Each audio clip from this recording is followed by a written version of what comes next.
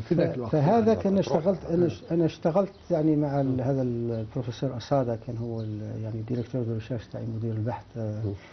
وفي يعني لا تيز نتاعي نتاع الدكتوراه كانت على هذا وهو كان في الحقيقة مشروع مع شركة يابانية. هذه الشركة اسمها شيميوا اندستريز، يعني شركة يابانية، وهما حابين يعني روبو اللي يعني يكون أسرع في الميدان نتاعهم. يعني فهذو اللي سيستا روبو في الوقت هذا كانوا يمشوا، إذا كان السرعة يمكن حوالي يعني متر في الساعة.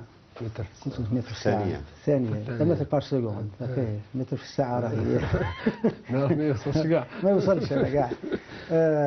حوالي متر بار سكوند. وليزاكسيليراسيون كانوا يعني ثقال، يعني باه يطلع لا فيتيس هذيك يعني يمكن ان ديزيام تاع ان جي هو تاع لا جرافيتي هذه. فاحنا هذا اللي درنا التصميم تاعو التحكم. يعني في درنا ماهيش غير يعني الدراسات تاع اناليتيك هذه نتاع النظريه، لكن يعني خدمنا كل هذا الهاردوير، يعني الاجهزه هذه.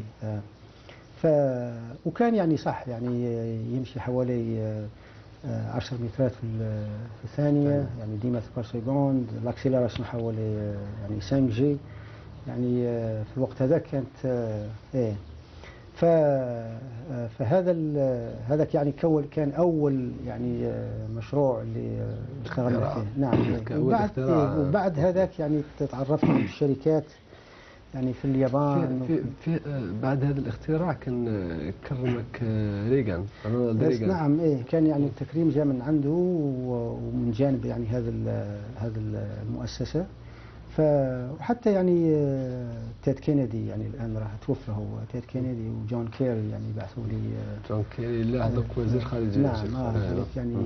يعني هم يعني لما تكرم هيك يعني اتصلوا بك وكان ومن بعد ربطت معهم صداقات هذو ريغان وجون كيري هم مشغولين، هم يعني عندهم مشغولين أكثر مني. مشغولين أكثر مني.